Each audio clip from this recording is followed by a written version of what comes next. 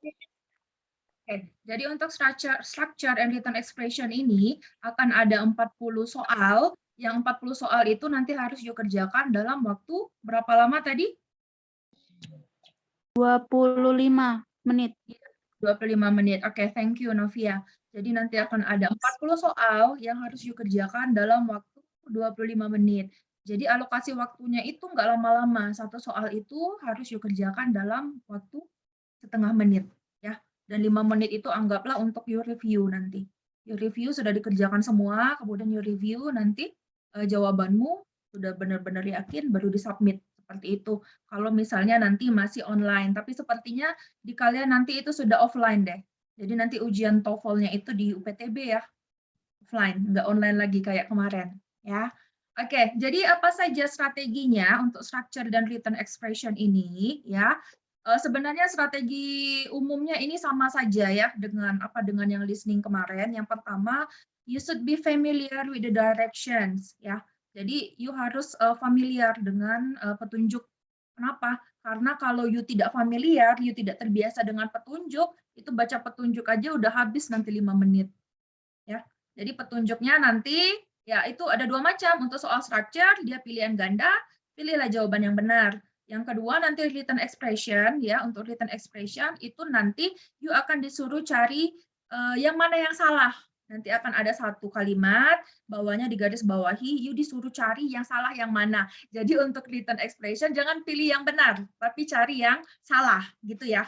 Jadi harus familiar dengan apa namanya direction-nya. Kalau structure cari yang benar, kalau written expression nanti you cari yang salah. Oke. Okay. Kemudian itu soalnya nanti biasanya akan diurutkan dari yang paling gampang sampai yang paling sulit. Jadi biasanya soal-soal yang muncul di awal itu nanti soal-soal yang gampang biasanya. Kemudian soal-soal yang muncul di akhir itu nanti adalah soal-soal yang lebih sulit. Jadi usahakan di awal-awal itu bisa dijawab. Dan untuk lulus, untuk kita sekarang itu standarnya cuma 400. 400 itu untuk structure itu minimal you benar 15. Ya, minimal you benar 15 untuk dapat nilai 400.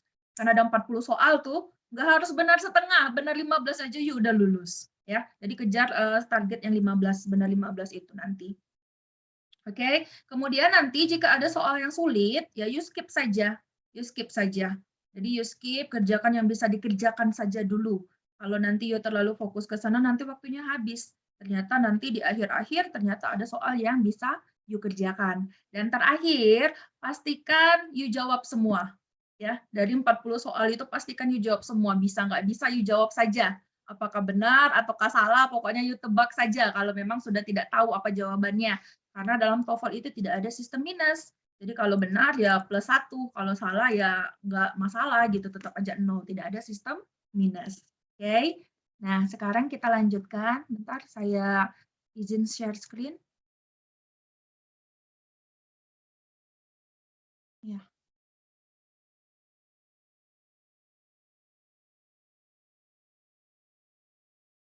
Sudah kelihatan layarnya?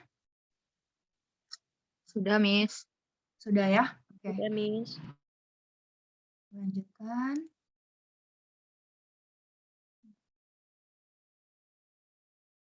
Oke, jadi ketika kita membahas structure and written expression ini ya, artinya kita membahas tentang aturan-aturan dalam bahasa Inggris. Sekarang kita bahas dulu yang structure.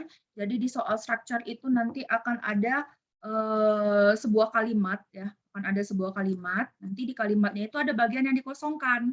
Kemudian you nanti diminta untuk pilih dari bagian yang dikosongkan itu nanti yang mana jawabannya. Ada contohnya di sana itu di modulnya ya, silakan dilihat di modul itu ada di halaman 21. Jadi sebelum kita ke sana kita bahas dulu. Sebenarnya apa sih yang membedakan antara bahasa Inggris dengan bahasa Indonesia? Perbedaan utama dalam structure antara bahasa Inggris dan bahasa Indonesia? Ada yang bisa bantu jawab? Kira-kira apa bedanya?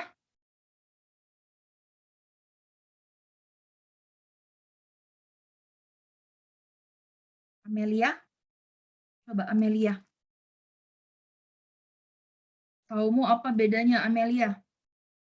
Amelia Kartika, ada nggak orangnya? Iya, ada, Miss. Ya, bahasa Inggris sama bahasa Indonesia itu sepengetahuan Amelia bedanya apa? Di susunan kata, Miss.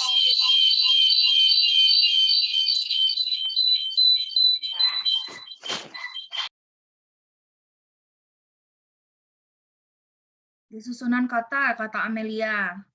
Kalau yang lain, apa sih bedanya yang paling utama antara bahasa Inggris dengan bahasa Indonesia itu? Di segi structure atau tata bahasa. Kalau kita ngomongin structure, itu kita ngomongin tata bahasa ya. Sulesri, coba Sulesri. Apa bedanya Sulesri? Sepengetahuan Sulesri, selama ini kan udah belajar dari ada yang belajar dari TK malah ya bahasa Inggris kan. Terus SMP, SMA sudah pasti udah belajar kan. Kemudian kemarin juga ada mata kuliah bahasa Inggris. Apa bedanya Sulesri?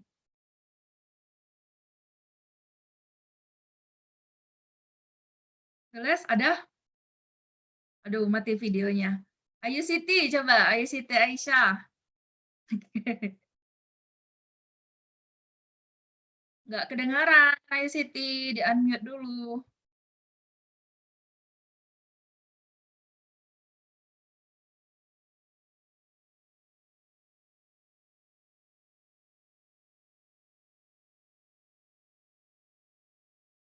Aduh, nggak bisa ya mic-nya ya?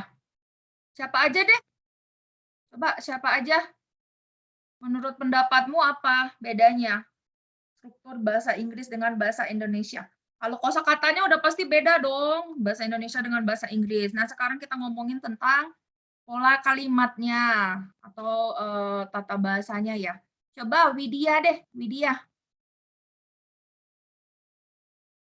Widya Eka. Mic-mu bisa, Widya?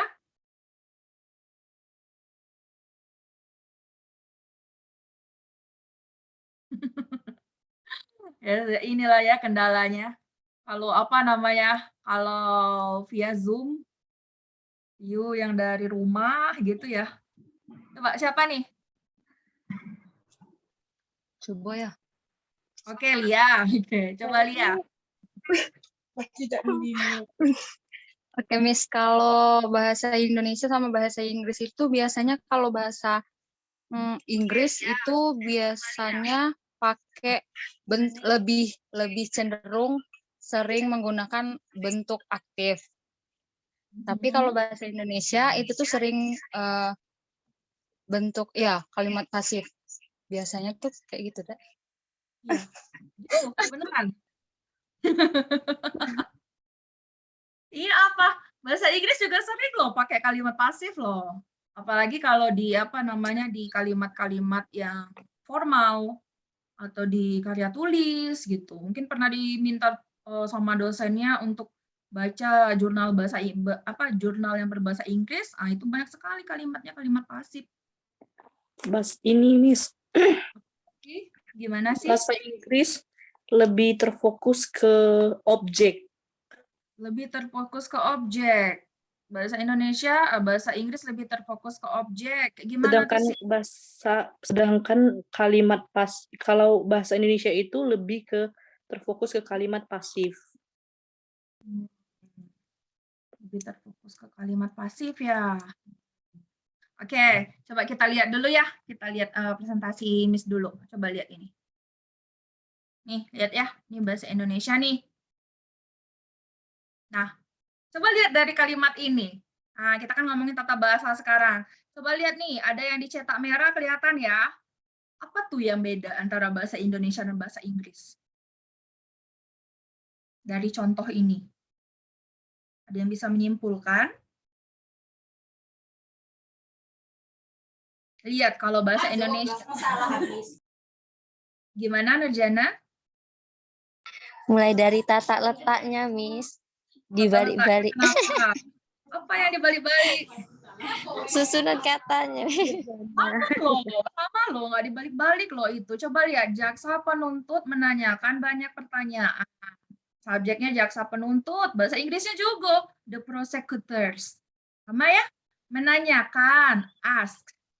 banyak pertanyaan, a lot of questions. Nggak ada tuh yang dibalik-balik. Nah loh, apa tuh Iya, yang Miss. beda? Enggak. Apa yang beda coba? Kosakata bahasa Inggris tuh lebih sedikit daripada yang bahasa Indonesia, Miss. Dikit Kosakata bahasa penggunaan katanya, Inggris penggunaan lebih kata-katanya. sedikit. Ya, di beberapa case iya.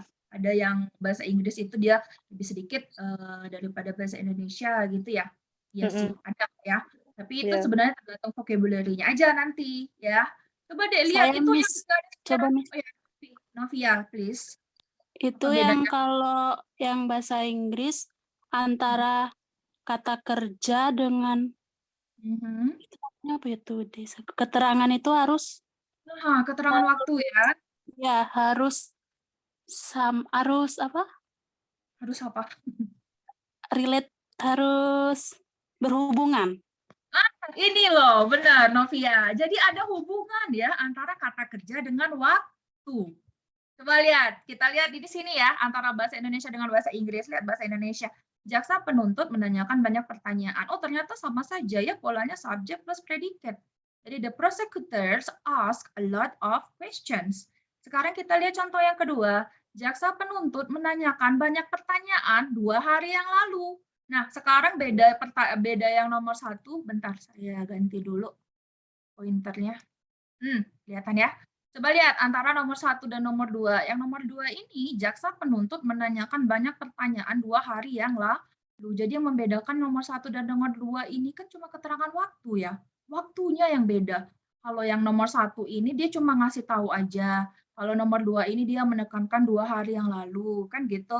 Kemudian nomor 3 ini dia menekankan besok. Nomor 4 ini dia menekankan proses sedang dan sekarang. Kan gitu.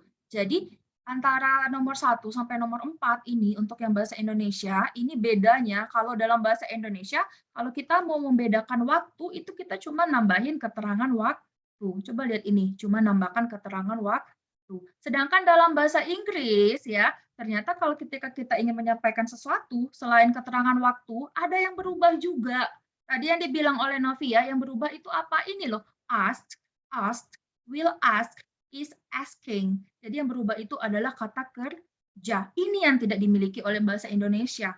Yang bikin seolah-olah bahasa Inggris itu sulit loh. Karena di bahasa Indonesia kita nggak punya ini. Jadi apa sih perbedaan utama antara bahasa Indonesia dengan bahasa Inggris? Itu adalah perubahan kata kerja. Ya, kenapa kata kerjanya berubah tadi? Yang sudah disebutkan temannya tadi dikarenakan oleh waktu. Jadi kalau kita mau ngomong dalam bahasa Indonesia, ya kita langsung ngomong aja ya. Kita langsung ngomong aja, kita kasih keterangan waktu. Tapi dalam bahasa Inggris, kita ngomong harus mikir, ini waktunya kapan? Karena nanti keterangan waktunya akan mempengaruhi kata kerja. Jadi ini dia perubahan kata kerja. Oke, kita simpulkan lagi apa perbedaan dari bahasa Inggris dan bahasa Indonesia itu adalah perubahan kata kerja. Ya, perubahan kata kerja ini kita sebut apa? Ada yang tahu? Ini belajar dari SMP, SMA, ini aja terus lo belajarnya lo. Jadi perubahan kata kerja ini kita sebut sebagai kita kan sebagai tenses. Jadi perubahan kata kerja itu, ya perubahan kata kerja itu tadi yang kita bahas itu kita sebut sebagai tenses. Yuk di unmute dulu dong semuanya biar nggak mengganggu apa namanya penjelasan. Oke, jadi itu ya.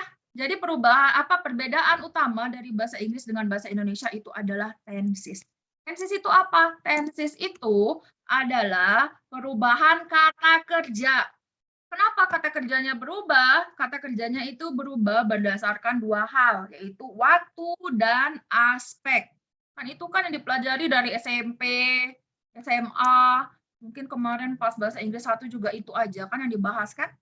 Kan ada simple present tense, past tense, continuous tense, perfect tense, macam-macam itu, ya enggak? Ya, jadi itu tenses. Tenses adalah perubahan kata kerja. Kata kerjanya berubah karena apa? Dikarenakan dua hal. Yang pertama itu adalah time atau waktu. Waktu itu dibagi menjadi 3. Bentar. Ini nggak bisa ya.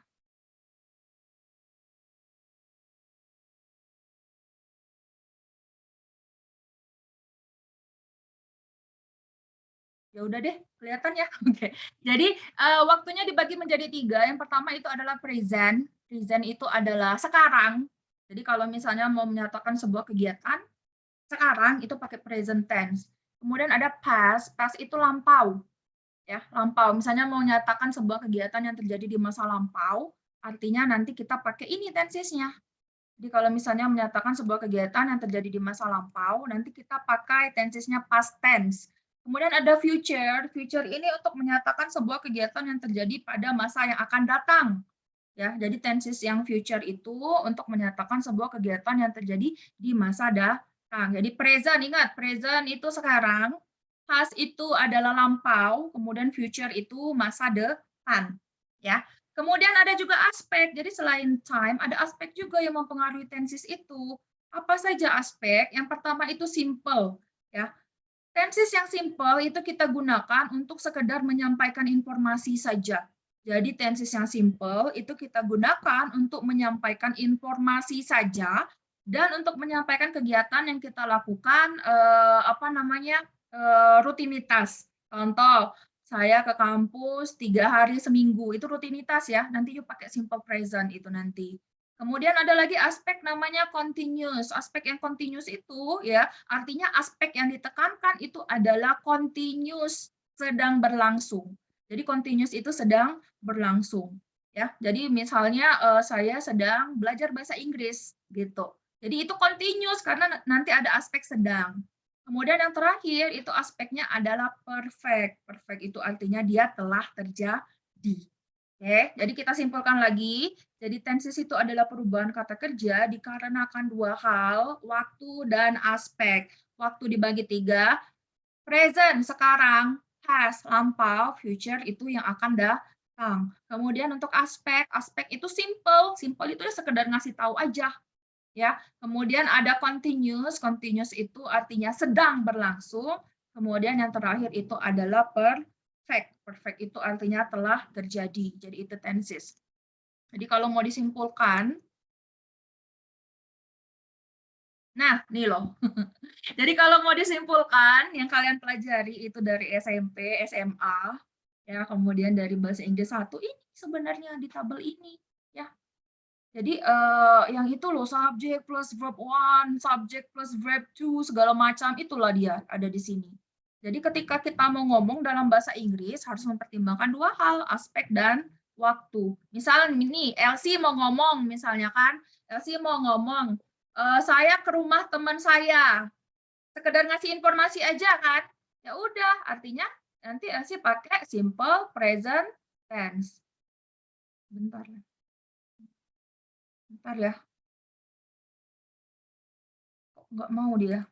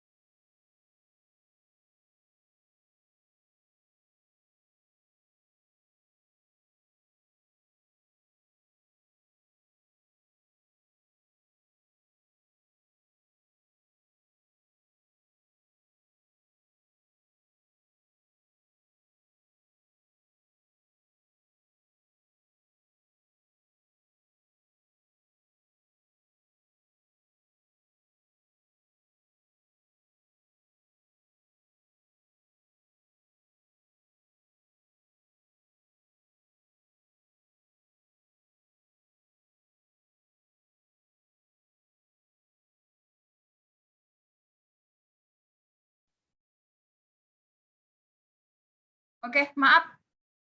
Tadi ada itu dikit nggak bisa muncul pointernya. Nah, udah kelihatan ya pointernya ya. Nah, sekarang coba kita lihat. Jadi simple itu kita gunakan untuk menyampaikan informasi atau fakta atau kegiatan rutin gitu. Misal tadi siapa yang saya kasih contoh Elsie ya. Elsie mau bilang,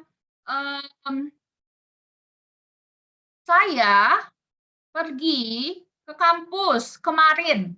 Kita lihat dulu, saya pergi ke kampus kemarin. Itu kapan kejadiannya? Present, past, atau future? Pas. Pas. Yes, past. Oke. Pas. Terus di sana ada ditekankan nggak sedang berlangsung atau telah terjadinya? Enggak ya? Sudah, Miss. Enggak, Sudah nggak terjadi ada. kemarin. Belum. Belum. Tidak dibilang sudah nggak dibilang telahnya ya. Ingat, kalau perfect itu dia penekanannya di telah. Kalau continuous itu penekanannya di sedang. Kalau tadi bilang Elsie misalnya bilang saya pergi ke kampus kemarin sekedar menyampaikan info, kan dia nggak bilang saya telah pergi ke kampus, enggak kan? Ya, jadi kita pakai simple past tense. Jadi di sini aja. Saya, I, pergi. Kata kerja keduanya? When. Yes, jadi I went to the campus. Baru kasih keterangan waktu. Kemarin? Yesterday. Kan gitu. Ya. Jadi yang berubah-berubah dalam bahasa Inggris itu kata kerjanya aja nih. Nah, ini aturan kata kerjanya ya. Sudah apa namanya? Simpulkan dari yang sudah yuk pelajari dari dulu-dulu. Kan sering belajar simple present tense segala macam. Ini dia semuanya. Sudah dirangkum dari sini. Ya. Oke, ada yang mau ditanyakan sampai di sini? Any question so far? Itu Miss, yang past future tuh Yang mana? Past future. Nah, ini past future ini gabungan. Past itu lampau, future itu masa depan. Jadi past future itu untuk menyatakan sebuah kegiatan yang terjadi pada masa lampau. Jadi ribet kan orang Inggris kalau kita kan nggak kepikiran sampai ke sana ya. Makanya orang bilang bahwa bahasa itu mencerminkan budaya. Di orang Inggris itu mereka sangat menghargai waktu. Jadi ketika mau ngomong itu selalu mempertimbangkan waktu. Kalau kita kan nggak nyampe seribet ini. Contohnya gini, Novia bilang misalnya, saya akan ke rumahmu kemarin loh, tapi kamu nggak ada. Ya, jadi Novia bilang, saya akan ke rumahmu kemarin. Jadi saya akan itu kan masa yang akan datang. Tapi di masa lampau kemarin gitu. Akan perginya itu kemarin. Makanya kita pakai nanti dia tensesnya menjadi past future. Jadi past future. Jadi nggak bisa bilang misalnya Novia bilang saya akan ke rumahmu kemarin. Jadi nggak bisa bilangnya nanti I will go to your house yesterday. Nggak bisa. Karena kan itu lampau ya kan kemarin ya. Jadi nanti harus bilang I would go. Kata kerja pertama tetap ya go. I would go to your house yesterday. Gitu. Oke, ada yang mau ditanyakan lagi?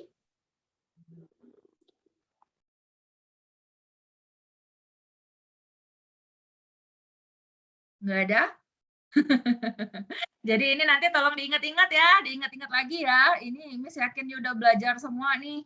Pasti sudah dipelajari semua ini, udah dari zaman SMP dulu, SMA, kemudian di bahasa Inggris 1 juga udah belajar. Jadi yang harus diingat nanti ini. Dan dalam TOEFL nanti itu tidak akan ditanyakan komprehensif nyampe seperti ini. Misalnya, oh ini kegiatan yang dilakukan pada masa lampau, kegiatan yang akan telah dilakukan pada masa yang akan datang misalnya. Nggak akan ada pertanyaan yang seperti itu. Yang harus diingat dalam TOEFL ini nanti polanya saja. Jadi ingat, nanti ada ya subjek diikuti kata kerja pertama ada, yang diikuti kata kerja kedua ada gitu ya. Atau kita simpulkan saja di sini ya. Misal ya, kita bikin di sini. Jadi dari yang itu tadi, yang banyak ini tadi ya. Dari tenses yang banyak ini tadi, kita simpulkan saja ya. Yang bisa jadi predikat itu apa saja? Yang bisa jadi predikat ini misalnya kalau subjeknya I ya. Artinya bisa pakai kata kerja pertama ya, I go. Jadi yang bisa jadi predikat itu adalah kata kerja pertama. Gitu. Kemudian kalau I-nya diubah menjadi she, atau he, atau it, gitu ya.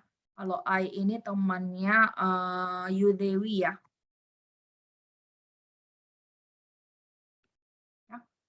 ini nggak bisa lagi pakai kata kerja pertama, tapi harus dijadikan kata kerjanya ditambah s menjadi goes. Jadi ada kata kerja ditambah s atau is kan gitu ya.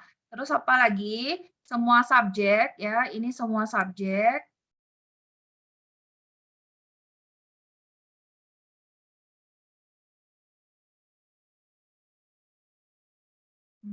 Bisa.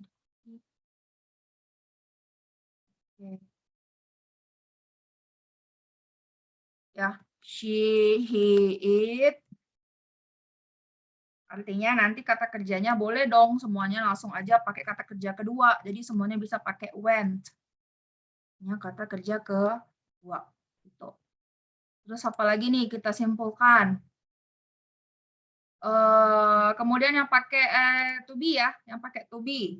Yang pakai to be kalau I, you, they, we, kalau I dia sendiri. Verbnya nanti am, going, kan gitu. Kalau she, he, it,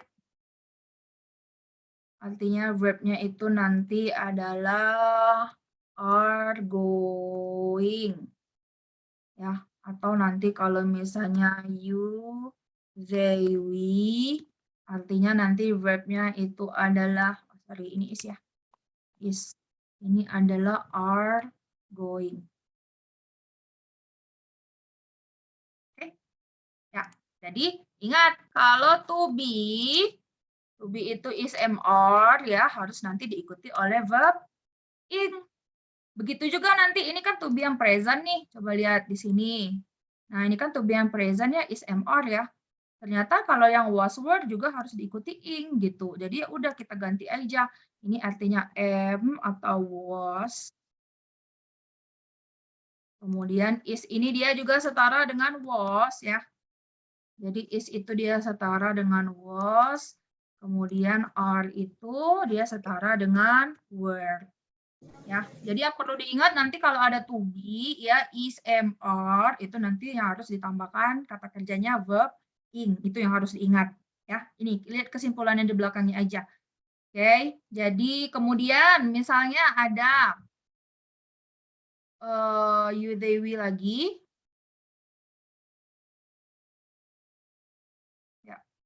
Ada you, they, we lagi, ya. Misalnya ada kata have. Ya. Go-nya berubah menjadi gone. Karena have ini artinya telah tadi ya. Kita lihat di sini, yang pakai have itu perfect loh, yang telah terjadi. Oke, yang telah terjadi. Jadi kita tambahkan kata kerjanya, kata kerja ketiga. Jadi ingat, setelah ini kita tambahin lagi yang satu lagi. Kalau she, he, it,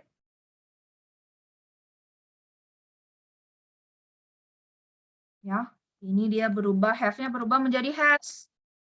Kata kerjanya tetap pakai gone. Jadi kesimpulannya kalau have atau has nanti harus ditambahkan oleh kata kerja ketiga. Nah, next. Apalagi? Oh ini udah Miss, yang ini juga udah, have-nya sudah. Oh, sekarang kita lihat sekarang kalau misalnya ada ini loh, ada shall, ada will, segala macam itu ya. Sekarang kita lihat di sini. Kalau misalnya ini semua subjek ya, semua subjek, ini kita pastikan saja.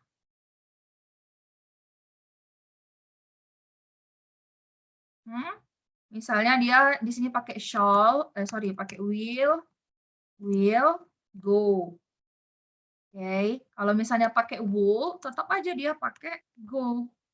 Oke, kemudian kalau misalnya nanti di sini kesimpulannya ya setelah will, would, will dan would itu adalah modals. Ya, kita sebut sebagai modals. Jadi modals itu apa saja? Modals itu ada will, ada would, terus ada apa lagi? Ada can, kemudian ada could, kemudian ada shall, should, ya. Kemudian ada may, might, ya. Itu pokoknya semua modals itu setelah modals belakangnya harus diikuti oleh kata kerja pertama. Jadi gitu aja menyimpulkannya, ya. Shall dipakai kapan, Miss? Shall itu cuma dipakai untuk I dan we. Tapi I dan we ini juga boleh pakai will. Jadi shall ini cuma dipakai untuk kegiatan yang sangat-sangat formal ya. Oke, kita lihat lagi tadi tensesnya. Mana lagi ya? Udah, itu aja deh. Itu aja. Ini saja. Jadi dari tenses yang banyak-banyak yang bikin bingung itu, yang bikin stres ketika you lihat. Wait. Hilang dia ya. Kita delete dulu. Delete. Oh, ini kita delete terus. Oke. Nah, jadi yang banyak-banyak itu, yang banyak-banyak tadi yang kelihatannya kayaknya membingungkan gitu ya. Kalau disimpulkan sebenarnya ini saja.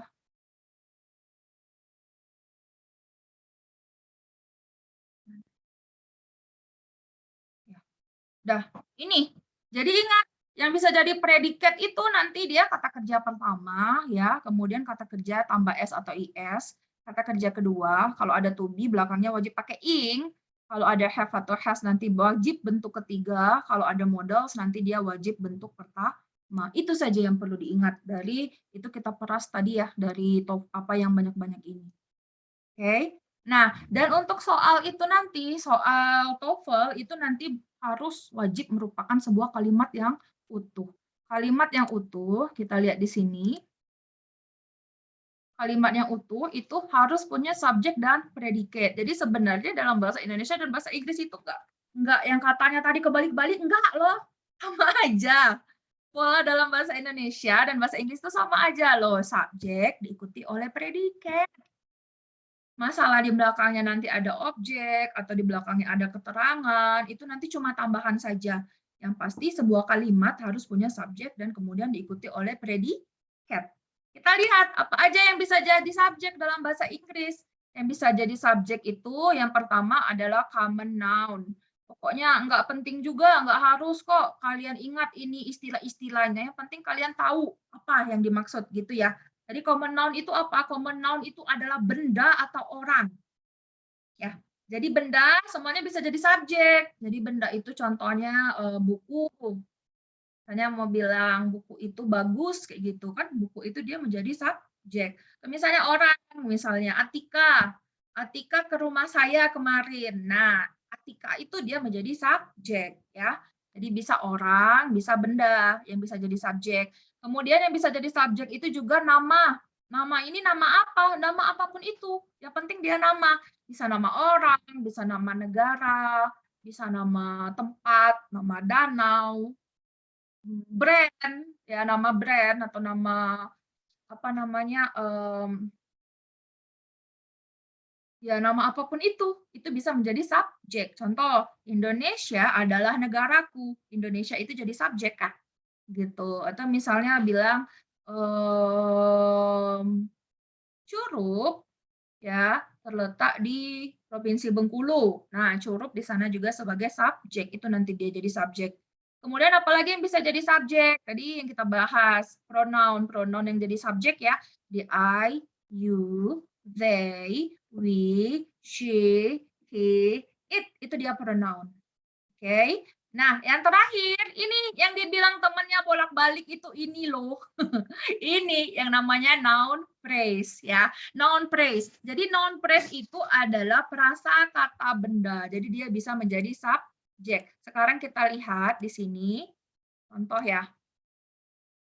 Contoh dari noun phrase. Ini yang dibilang bolak-balik, Miss, kalau bahasa Indonesia sama bahasa Inggris pola kalimatnya enggak, yang bolak-balik itu cuma noun phrase saja. Ya, jadi ada noun phrase. Contoh noun phrase ini ya. Contoh noun phrase misalnya kalau dalam bahasa Indonesia itu seorang caps lock-nya gitu. Seorang anak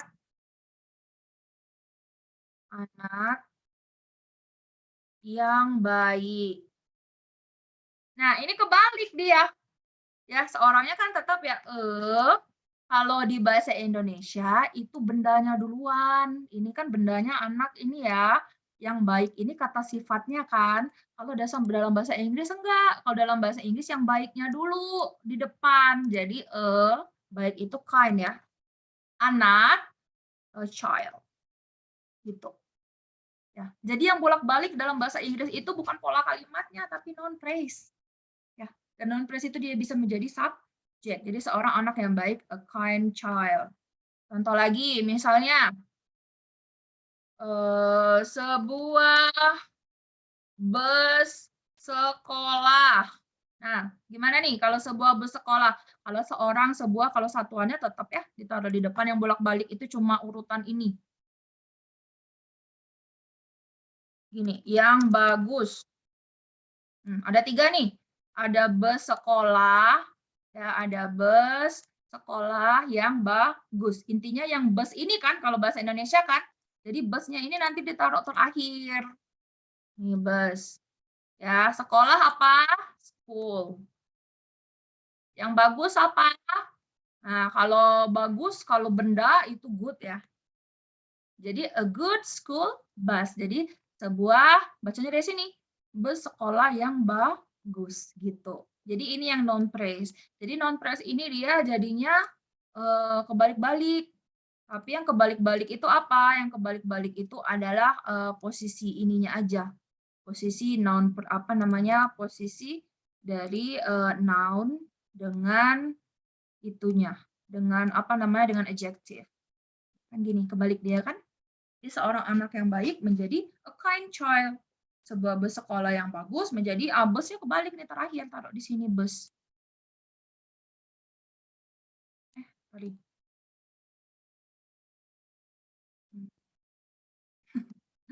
Balik lagi. Ini ya. Nah, itu dia. Jadi yang kebalik-balik dalam bahasa Inggris itu noun phrase ya, tapi kalau pola kalimatnya tetap subjek diikuti oleh predicate gitu. Seorang anak yang baik, a kind child, sebuah bus sekolah yang bagus, a good school bus. Coba siapa yang bisa? Rumah yang besar. How do you say that in English? Gimana bilangnya rumah yang besar? Big house. Big house. Gimana? Siapa yang bisa jawab tadi? House. Elsie? Home. Yes, The a house. big house. Yes, betul, V. A big house ya. Oke, bedanya apa sih house dengan home? Kalau house itu bangunannya ya, bentuk fisiknya itu house. Tapi kalau home itu lebih kayak apa ya? Lebih abstrak. Kalau home itu tempat you pulang gitu loh. Makanya ada sweet home ya, bukan sweet house. Karena house itu bangunan. Tapi kalau home itu konsepnya tempat you pulang itu home. Oke. Nah, sekarang coba bikin lagi.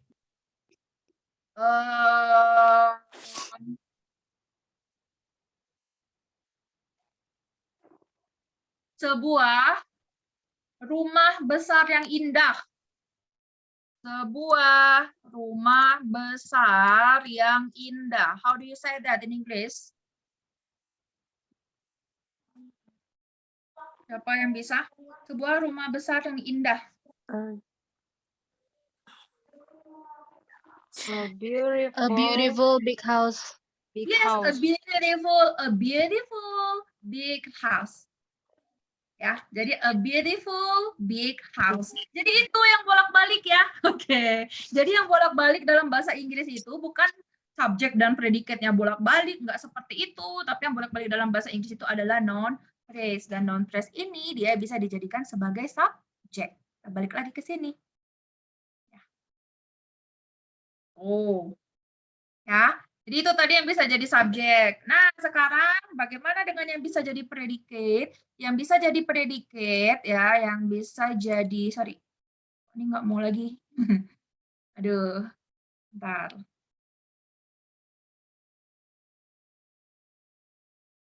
Baru bisa pointernya. Oke.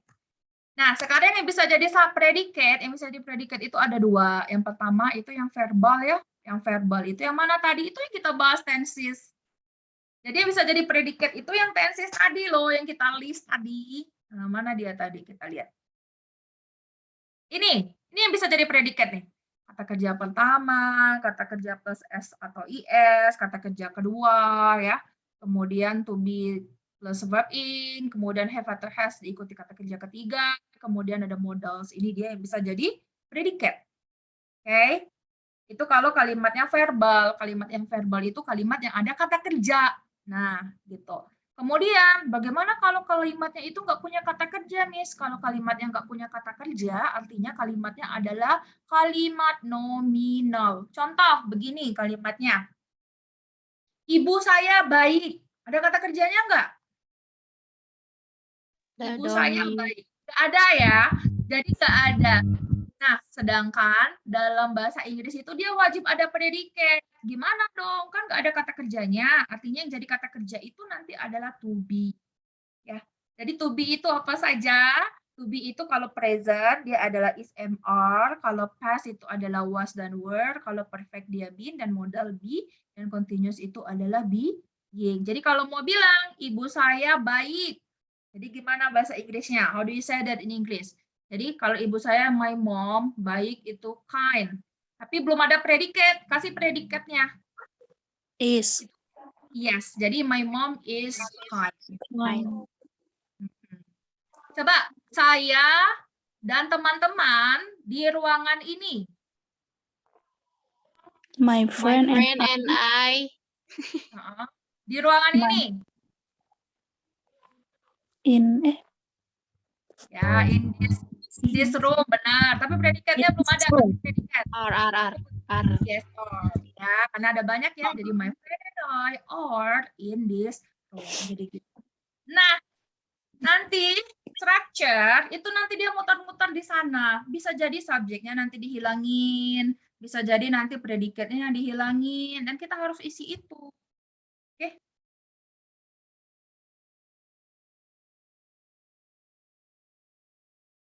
Oke. Nah, tadi jadi semua ini nih semua tenses yang kalian pelajari itu dari SMP, SMA, kemudian dari bahasa Inggris, kemarin belajar bahasa Inggris gitu ya. Semua tensesnya. Oke, siapa nih sinyal jelek katanya. Udah yang sinyal jelek nanti yuk tonton di YouTube aja ya. Tonton dari YouTube. Jadi saya udah coba dari kemarin itu sinkronkan ke YouTube biar bisa live langsung, tapi kayaknya repot. Jadi nggak apa-apa saya rekam saja ya. Saya rekam saja, nanti akan kita upload saja nanti di YouTube ya. Oke, jadi ini semuanya ini masih kalimat aktif. Nah, sekarang ada kalimat pasif. Kalimat pasif itu yang kayak gimana sih? Ya, kalau kalimat pasif itu bedanya dengan kalimat aktif itu ya bedanya kalau di aktif, kalimat aktif, subjeknya itu aktif melakukan sesuatu. Kayak tadi misalnya kan, contohnya misalnya kalimat yang tadi ya Elsie pergi ke kampus. Jadi subjeknya kan Elsie itu. Elsie secara aktif melakukan sebuah kegiatan. Apa kegiatannya? Pergi. Itu kita sebut sebagai kalimat aktif. Sekarang kalimat pasif itu subjeknya nggak ngapa-ngapain.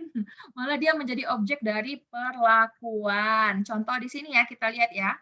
Contoh, some students visit the museum. Jadi beberapa siswa mengunjungi museum. Kalimat pasifnya nanti artinya adalah museum dikunjungi oleh siswa. Jadi museum dikunjungi oleh para siswa. Jadi itu nanti ya untuk kalimatnya yang apa namanya untuk kalimat pasif. Jadi bedanya kalau aktif itu subjeknya aktif ngelakuin sesuatu. Kalau kalimat pasif, subjeknya nggak ngapa-ngapain kayak gitu. Terus pola untuk kalimat pasif, ini kalau you belajar di apa ya mata kuliah bahasa Inggris kemarin kalau ada belajar kalimat pasif itu jangan-jangan 1 atau 2 pertemuan ya. Kita review saja. Semua kalimat pasif itu wajib diikuti oleh to be, diikuti kata kerja ketiga. Jadi ini ya, the museum is ini kan to be ya. To be ini. Present is am, are, past was were, perfect itu been, modal be, continuous itu being. Jadi the museum is masih to be, ada kata kerja ketiga, jadi itu adalah kalimat pasif. Contoh lagi. Some students are visiting the museum, ya. Jadi beberapa siswa sedang mengunjungi museum. Di kalimat pasifnya, museum dikunjungi oleh beberapa siswa. Jadi kita nggak bahas kalimat pasif ini secara menyeluruh ya semuanya, enggak. Karena ini toh pasti sudah kalian pelajari juga, dan ini tidak akan ditanyakan nanti di soal TOEFL, ubahlah kalimat ini menjadi kalimat pasif. Enggak bakal. Atau ada kalimat pasif, ubahlah menjadi kalimat aktif, enggak bakal begitu. Nanti kalian cuma dikasih soal kalimat utuh, terus nanti dikasih titik-titik, titik-titiknya itu diisi loh, kira-kira apa yang benar. Jadi you harus menganalisa, kalau subjeknya yang hilang, kasih subjek. Yang bisa subjek tadi kan itu tadi ya, noun, non phrase. Kemudian kalau predikatnya hilang, ya you kasih nanti predikatnya yang benar. Jadi ini bisa kita tambahin satu lagi. Iya, bisa kita tambahin satu lagi. Gimana sih? Bentar. Insert. Below. Nah, ini ya. Kalimatnya, kalau dia kalimat pasif, kita tambahkan di sini ya. Kalau kalimat pasif, artinya nanti akan ada to be. Diikuti kata kerja ketiga. Nah, ini kesimpulannya untuk yang bisa jadi predikat. List yang bisa jadi predikat. Kita review lagi apa kata kerja pertama ya. Kemudian kata kerja ditambah S atau IS kalau subjeknya she, he, atau it kalau dia present. Kemudian bisa jadi predikat itu nanti kata kerja kedua.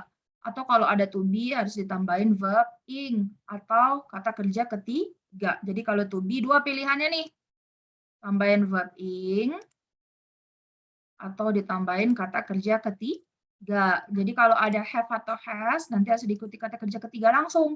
Kalau ada modals nanti harus diikuti oleh kata kerja pertama. Jadi nanti nggak boleh ya I going, kan nggak ada di sini. Ya, subjek langsung ditambahin verb ing nggak ada ya. Kalau mau pakai verb ing depannya harus ada to be gitu loh. Jadi nanti nggak ada ya I going, nggak ada. Terus nanti apalagi ini yang nggak ada. Misalnya ya I have go, nggak boleh karena setelah have atau has ini harus diikuti oleh kata kerja ketiga. Jadi ini cara cepatnya. Karena kita belajar TOEFL itu harusnya sebenarnya sudah ada modal belajarnya yang kemarin-kemarin harus ingat gitu ya. Jadi review saja ini nanti yang bisa menjadi predikat. Oke, any question so far? Ada yang mau ditanyakan sampai di sini? Silakan.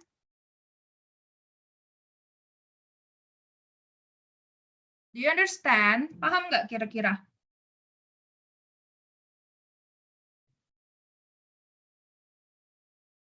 Paham, Miss. Mudah-mudahan paham ya. Nah, kita lihat exercise. Nah, di TOEFL kayak gini munculnya.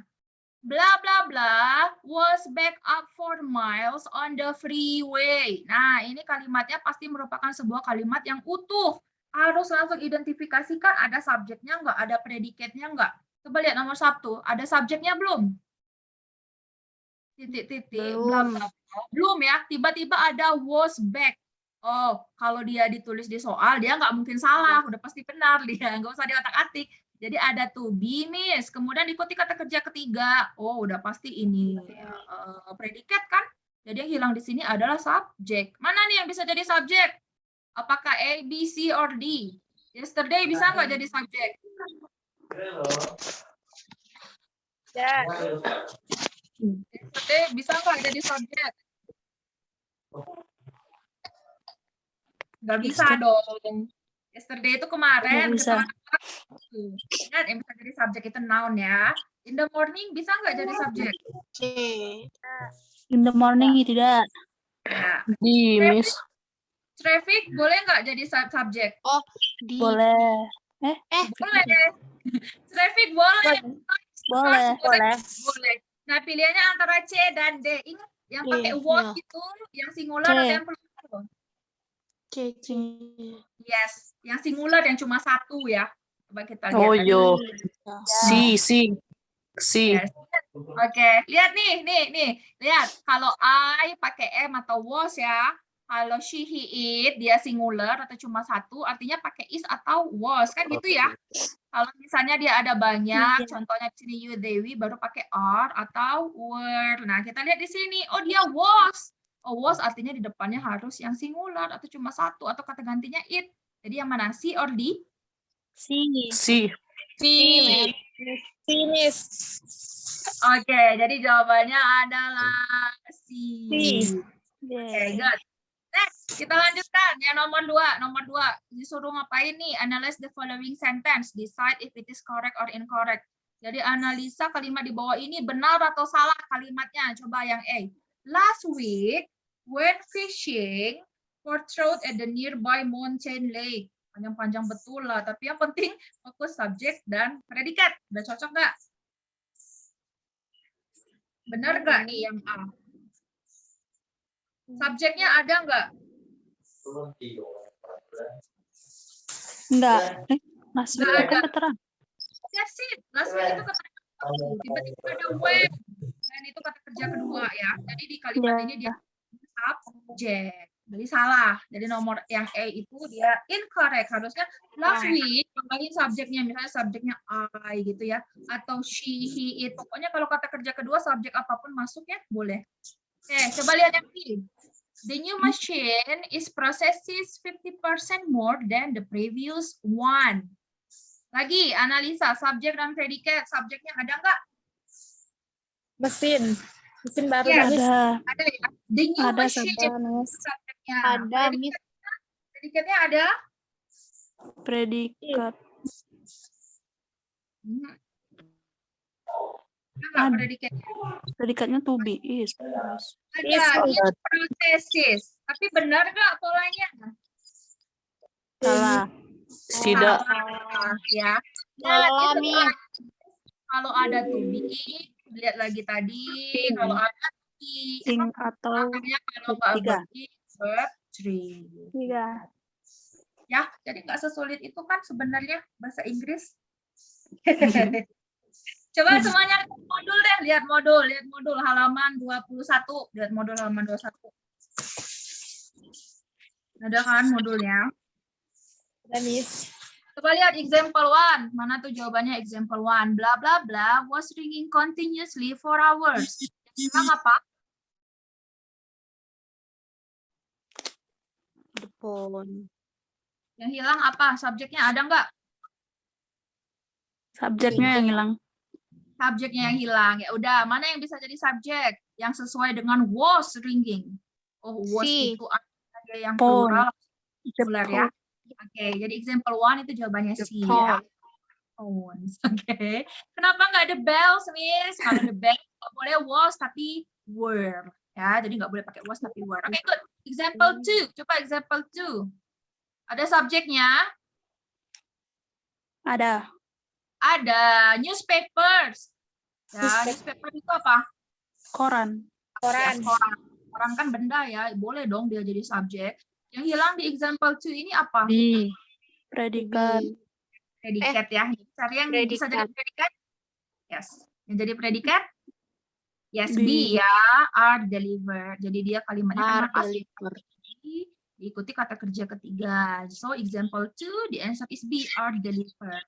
Okay, next example 3. The plane blah blah blah or in 5 minutes. Will Apa yang hilang? Will be. Yes. Jadi example 3 itu jawabannya yang dia will be. Ya, kenapa nggak sih? Kalau sih nanti kata kerjanya double dong. Ing semua ya. Kalau kita pilih yang A, subjeknya yang double. Kan udah ada the plane. Masa ada subjek satu lagi it? Nggak boleh ya. Yang D juga seperti itu, double. Jadi jawabannya untuk example 3 itu adalah will be. Yes, jadi di sini ada to be diikuti kata kerja verb ing. Jadi kata kerjanya landing, kemudian to be-nya ya kata be itu. Ya, karena tensisnya di sini adalah future. Bisa ya? Any question so far? Ada yang mau ditanyakan sampai di sini?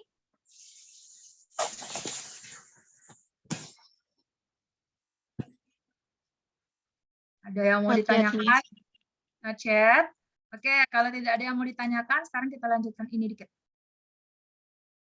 baru yuk kerjakan nanti latihan di modul ya. Nih, nah sekarang kan sering kelihatan ya bahasa Inggris itu kalimatnya nggak pendek-pendek gitu, Miss, ada yang panjang-panjang juga gitu ya. Apa sih yang bikin kalimat bahasa Inggris itu menjadi panjang? Itu adalah object of preposition. Object of preposition itu apa? Object of preposition itu adalah objek yang muncul setelah preposisi. Apa itu preposisi? Preposisi itu adalah kata depan. Ya, jadi preposisi itu kata depan. Kata depan itu ada kata depan menunjukkan waktu, ada yang menunjukkan tempat kan? Kata depan yang menunjukkan tempat itu seperti di dalam, di luar, di antara, di dekat. Atau yang menunjukkan waktu itu seperti pada gitu kan kalau dalam bahasa Indonesia. Nah, in English itu seperti in, at, to, by, behind, on, among, near, dan banyak lagi yang lain-lain. Nah, sekarang coba kita lihat ini contoh. Nih, jadi at 1 in the morning, the alarm clock on the table beside the bed ring. Ini sekilas kalau dilihat, kalau kita nggak paham dengan konsep object of preposition, kayaknya soalnya aneh ya gitu. Apa kalimatnya itu panjang, susah untuk memahami. Tapi balik lagi ke object of preposition. Ingat, object of preposition itu artinya adalah sebuah kata, bisa jadi dia dalam sebuah kata atau frasa yang muncul setelah sebuah preposisi. Coba lihat yang pertama, itu ada at. At itu preposisi ya. Jadi at 1 itu object of preposition. Fungsi object of preposition dalam sebuah kalimat itu cuma menjelaskan saja. Kalau at 1 ini dia cuma menjelaskan waktu artinya. Jadi at 1 pada jam 1, kemudian lihat lagi in the morning. Oh, in itu kan preposisi. Jadi in the morning itu juga object of preposition. Tugasnya cuma ngasih keterangan aja, ngasih keterangan waktu juga kan. Jadi jam 1 kapan? Di pagi hari, gitu kan. Kemudian ada the alarm clock, ya, atau jam alarm. Kemudian belakangnya ada on the table. Oh, ada on. On itu preposisi loh. Jadi on the table, itu dia cuma ngasih keterangan aja. Jadi on the table. Jadi alarm clock-nya ada di atas meja, gitu. Kemudian ada kata beside juga. Beside itu di samping. Di samping. Jadi dia juga preposisi. Pokoknya kalau kata depan itu dia masuk ke preposisi semua ya, bisa preposition of time atau preposition of place. Ini kan place ya, beside the bed. Jadi di sebelah tempat tidur. Jadi intinya ini kalimat yang kayak panjang, tetap aja subjeknya apa? The alarm clock.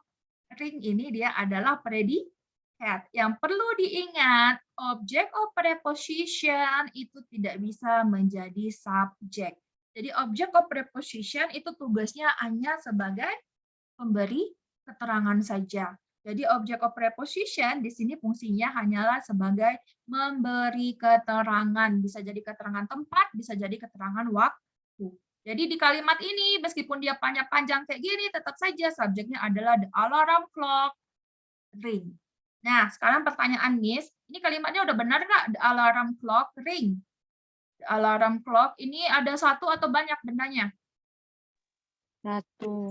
Cuma satu. Kalau ring, bisa nggak dia pakai ring kata kerja pertama aja? Bisa nggak? Ya tadi, bisa nggak? Bisa nggak? Oh, bisa. Alarm clock-nya it loh. Alarm clock itu kan it ya. Ini loh, Harus ya. pakai S. Iya, jadi bisa nggak? Nggak bisa ya. Artinya dia harus kita tambahkan ISS atau IS. Itu yang harus kita hati-hati nanti. Jangan sampai ketika nanti dapat kalimat kayak gini, ini benar atau enggak, terus dibilang benar, enggak, salah ini. Jadi jangan dilihat nanti yang badge ya. Jangan lihat the badge. Oh, badge-nya kan banyak, Miss, jadi benar. Enggak, lihat di depan the badge itu ada besides. Jadi ini enggak mungkin dia subjeknya. Oh, mungkin the table. Enggak, the table depannya ada on. On itu adalah preposisi. Jadi enggak mungkin dia jadi subjeknya. The alarm clock. Oh, the alarm clock ada preposisi enggak depannya? Enggak ada. Oh ya, artinya dia subjeknya. Jadi harus sesuai ya antara subjek dengan verb-nya. Jadi kalimat ini salah.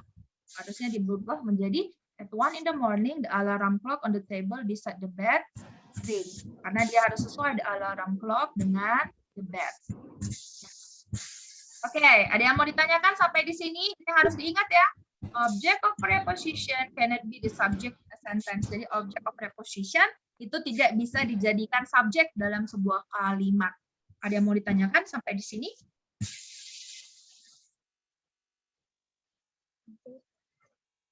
Any questions so far?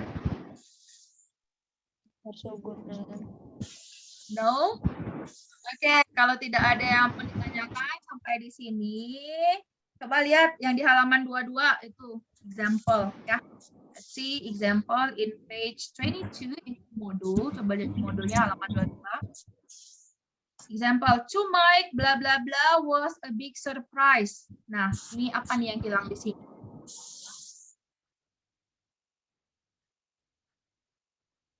Subjeknya udah ada belum? Mike. Mike bisa nggak jadi subjek? Depannya ada tuh loh. Subjeknya udah yang hilang. Nggak boleh ya, karena Sub- Mike depannya ada tuh. Jadi Mike ini adalah object of preposition. Nggak bisa dia jadi subjek. Jadi di kalimat ini yang hilang apa? Subjek. Nah, yang belum ada. Predikatnya sudah ada ya. Was itu predikat ya. Coba lihat, Ya. mana yang bisa jadi subjek? The party. The party. Jadi to Mike, the party was a big surprise. Jadi Mike nggak bisa jadi subjek. Jadi bagi Mike ya pestanya adalah kejutan yang besar. Jadi jawabannya di sini adalah B. Oke, any question so far? Ada yang mau ditanyakan sampai di sini?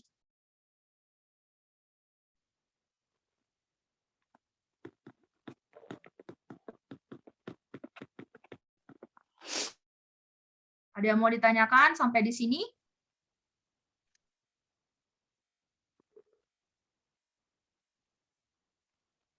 Not No? yet, Miss.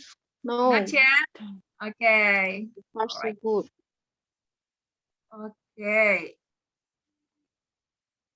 Alright. Oke, kalau tidak ada yang mau ditanyakan, untuk hari ini sampai di sini saja ya. Hari ini sampai di sini saja. Silakan dikerjakan yang di halaman 23. Ada TOEFL exercise skill 1 sampai 2, ada 10 soal itu. Coba dikerjakan di rumah ya. Besok akan kita lanjutkan sekaligus kita bahas soalnya. Okay, if you have no questions. Dan untuk jadwal, kalau besok kita mulai jam 12.30 lagi, apakah bisa? Atau mau pagi aja? 7.30? Pagi, Miss. Siang aja, Miss. Siang aja, Miss. Pagi. Siang, Miss. Pagi atau siang? Pagi, Miss. Tadi you sempat nggak sholat? 1.30. Siang, Miss. Kalau Siang. pagi masih banyak yang bimbingan, Bing. Oh gitu, ya udah siang ya. Jadi tetap ya jam 12.30 ya, kita lanjutkan lagi. Ini modul punya semua kan? Nggak ada yang belum ambil kan? Soalnya udah ditutup, nggak boleh diambil. Oke. Oke, alright then. Ada yang mau ditanyakan sampai di sini? Nanti akan saya upload di Facebook, nanti bisa dilihat lagi. Facebook, di YouTube, maaf. Nanti sambil saya cek dulu. Saya masih nggak itu loh, nggak bisa connect ya. Mungkin karena emailnya bukan Google, jadi agak sulit connect-nya ke apa namanya. Wih, jangan dek marah ibunya, dek. Oke deh. Ibunya nak ke anaknya, dek. Oke. Dek, biarlah ibunya nak ke anaknya, Bang. Kucing, guys. Kenapa kucingnya itu? Kak. Oke, ada yang mau ditanyakan sampai di sini? Yang mau nanya silakan nanya. Kesempatan di Zoom, you bisa nanya. Kalau ada yang mau ditanyakan, silakan ditanyakan sekarang. Tidak ada? Oke, kalau tidak ada yang mau ditanyakan, kerjakan ya TOEFL exercise-nya itu ya di halaman 23-24, kerjakan nomor 1 sampai nomor 10. Ya, akan kita bahas besok dan besok akan kita lanjutkan lagi. Sepertinya tetap saja lah ya jam 12.30. Sempat nggak you sholat dulu tadi? Baru azan. Ya, mepet Tadi, sih ya. Jam 1 aja lah Iya, kalau nggak Miss. kita ya. Jam 1, Miss. Jam 1 aja lah ya. Oke deh. Udah, artinya besok kita lanjutkan lagi. Kita mulai jam 1 aja ya. Atau pagi bimbingan ya. Enggak, maksud Miss kayak jam 7.30 kan masa ya udah bimbingan 7.30. Paling 1 jam loh.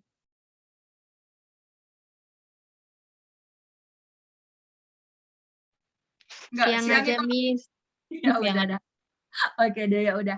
Oke, kita lanjutkan lagi besok. Seakhirnya sampai di sini ya. Have a nice day everyone. Assalamualaikum warahmatullahi wabarakatuh. Waalaikumsalam warahmatullahi wabarakatuh. Tomorrow.